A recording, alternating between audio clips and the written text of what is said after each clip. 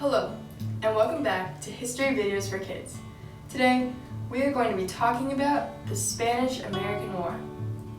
On a little collection of islands called the Philippines, a son was born to very wealthy parents. They gave him the name Jose Rizal. Like most parents, Jose's mom and dad wanted the best for him, especially a good education. As soon as Jose was old enough, he was signed up to go to one of the best colleges in the Philippines. Once he finished there, his loving parents sent him to Spain to attend a university. You may be saying to yourself, whoa, I thought that he was in the Philippines. Well, you are right about that, but did you know that the Philippines were actually a part of the Spanish Empire? As Jose attended school, studied, and lived in that part of the world, he soon began to feel like it was not fair for the Spanish to rule over the Philippines. He felt like he and his fellow Filipino countrymen deserved to govern themselves. So, he decided to take action, but not in the way you'd expect. Did he start a war, a revolution, a rebellion? No, he didn't. Did he secretly form a group that opposed everything the Spanish people stood for? Again, no, he did not. Instead, he wrote a novel called Touch Me Not. In this novel, he describes his adversaries, the Spanish, as oppressive, unfair, and just downright cruel. After some Filipinos began reading his book, they began to have the same feelings and beliefs that Jose had. They thought that they had the capability to rule themselves. Not only did the Filipinos read it, but many other countries that were under Spanish rule read it as well, and they too adopted these beliefs about how horrible the Spanish really were. One of the countries that happened to read his book was the country of Cuba. They agreed with Jose, and they decided to take a more drastic course of action.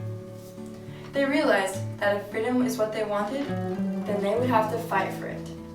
They began chanting, Independencia o Muerte. This phrase, translated into English, says, independence or death. Many Cubans claimed that death was better than to be under Spanish rule. And death is what many of them got. It didn't take too long for Spain to react, and they sent soldiers over to Cuba to put a stop to this. Meanwhile, in America, U.S. citizens began to feel sympathy towards the Cubans. We Americans also had to fight for our freedom against the British. America soon declared that Cuba should be free of Spain's rule. Newspaper headings were titled, Cuban Crisis. People can over-exaggerate and sometimes say things that aren't true to make the story more interesting. Well, I'm sad to say that's what happened. American newspapers began making the Cuban Crisis sound much worse. A man named William Randolph Hearst had a very greedy idea. He wanted his colleague, Frederick Remington, to draw pictures that made the Cuban Crisis look really bad. He wanted Americans to see the pictures and then beg to go to war for Cuba's sake. Why in the world would they want to start a war? Well, as I said, they were greedy.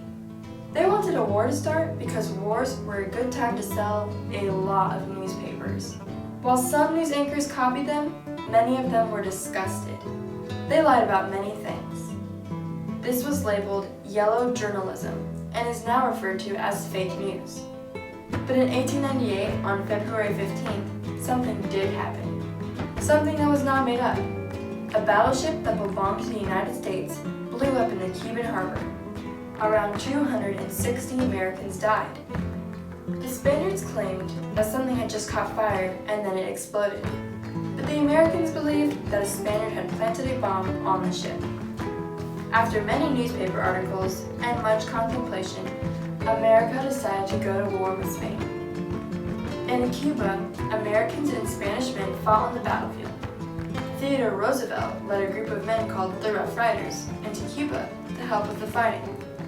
Meanwhile, the plan of attack was to take down all the Spanish ships all over the world, including the ones that were in the Philippines since they were Spanish.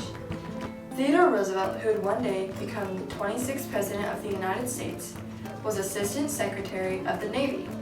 On June 12, 1898, the first Philippine declared independence from Spain. but later declared war on the U.S. because it took possession of the Philippines from Spain at the end of the Spanish-American War. In 1901, America was able to capture the Filipino president and force him to make an oath with the United States and step down from his position as president. Things were finally settling down. Sadly, about 200,000 people lost their lives. As you can see, a lot was going on, and while there are many stories that we would love to tell you, there are just too many. You should do some research. Well, that wraps up our history lesson. See you next time.